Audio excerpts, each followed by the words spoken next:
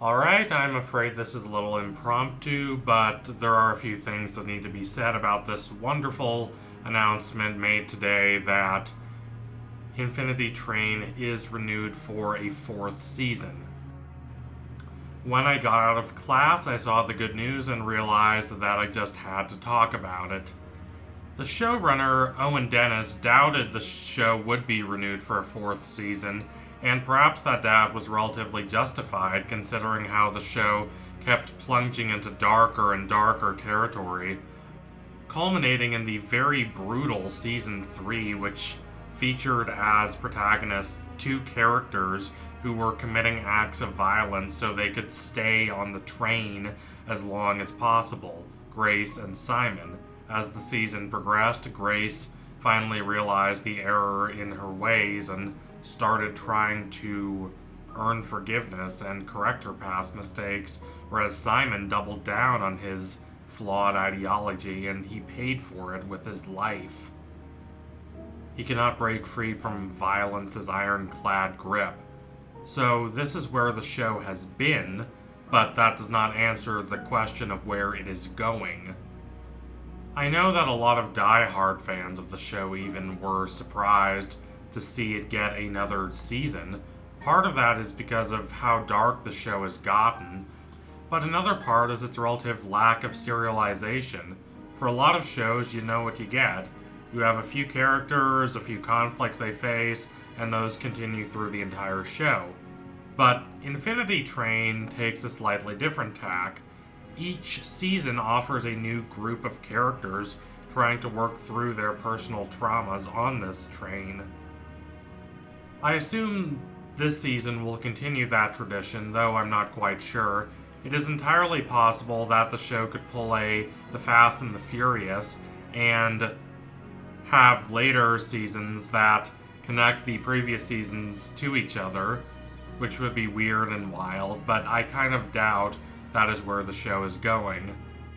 Assuming they don't do this, it is a significantly different approach to television and a significantly less commercial approach to feature different seasons with different characters.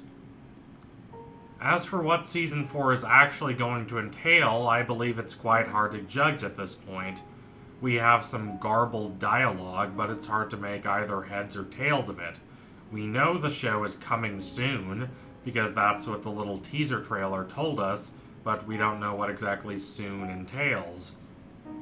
And none of this tells us anything about what the show in its fourth season is actually going to be about. According to the synopsis, it's about two old friends reconnecting and working through the drama and trauma that exists between them on the train, which could be really interesting. I do very much wonder what the future for the show holds. I made an entire video about what I thought was going to happen in Season 4. I have to admit, part of me thought that when I made that, it would be in vain, as there wouldn't be a Season 4, but thankfully there is. Now, not all the points I made in that video are particularly valid. I doubt, for instance, that there will be a decoy protagonist. Nothing in the little teaser leads me to believe that. But there are a few other things I mentioned in that video that I believe are worth expanding upon. For instance, I would like to know more about the train. Now, do I think the show needs to reveal everything about the train? Well, no, of course not. I believe there should be at least some element of mystery to the train. But that doesn't mean they couldn't provide us with more information. I'd like to know more about the origins. Who made it? Why? What exactly possesses someone to make a train like this?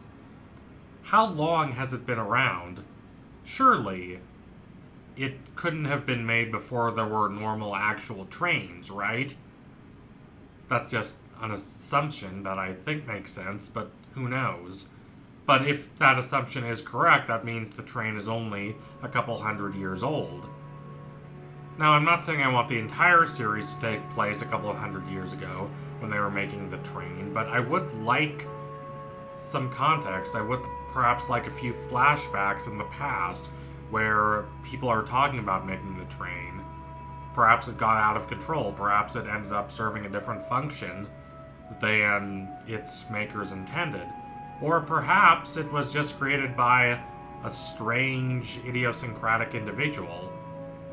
My theory, personally, is that it was created by someone who lost a loved one themselves and wanted to make a vehicle like this for people to work through their own trauma and their own grief, kind of as a testament to all those who went through the same experience as the founder of the train. But how did the train work in different eras? Was it designed for a particular kind of person? There do seem to be a lot of children on the train. Now, that doesn't mean there are only children on the train, obviously, but that does seem to be the majority. So was that intentional? Was the train supposed to be for children? Or at least more so for children than for adults? It's hard to know at this point. I'd like some more information. Also, I would like to see some older characters return to the show. Now, that does not mean I want to see the entire show taken over by older characters. One of the real strengths of the show, in my mind, is how wide-ranging it is, how it's willing to focus on so many different people instead of just a select group. But it is true that each season has been at least tangentially connected to the seasons that preceded it. Think about Season 2, wherein you have Lake choose that name for herself because she doesn't want to be called Mirror Tulip, because she doesn't want to be thought of as nothing more than a copy or a reflection of Tulip, the protagonist of Season 1 of Infinity Train. Or think about Season 3, which starred Grace and Simon, two characters who were introduced in Season 2 as secondary antagonists. If you had asked someone who had only seen the first two seasons of the show about these characters, someone might say they're just bullies who are unredeemable, but Season 3 does a lot to really investigate these characters and who they are and what they really want. So yeah, I would like to see the tradition of focusing a bit on characters from previous seasons expanded upon. I would like to see a little more Amelia, for instance. She's kind of a connecting force between the different seasons of the show. We saw her back in Season 3 in a less antagonistic role than she was in during Season 1, but I'd like to know a little more about her and how she's doing and how she's processing her own feelings. And what about all the characters in Season 3? What are they up to? I'd like to see them have perhaps a supplementary role in Season 4. What about Grace? What about all the Apex kids who were set free at the end of the season? What's in store for them? What's their relationship to the train? What do they think about it? I'm not sure how likely it is that these characters would return to the show, but I guarantee you that it is not entirely outside the realm of possibility. This is a thrilling idea. There are a lot of thrilling ideas they can implement. I really can't wait to see what they do with Season 4 of this show. It's going to be very exciting. So thank you all for watching. If you liked what you saw today, don't forget to like and comment and subscribe. Donate to my Patreon if you can and you want to see more videos like this. Keep watching Infinity Train. It's a really smart show. And if there's enough interest in this video and my other Infinity Train video, I might make more videos for the actual show. Who knows? It's going to be really interesting to see what happens. So anyway, tune in soon for my next analysis. It will be coming soon.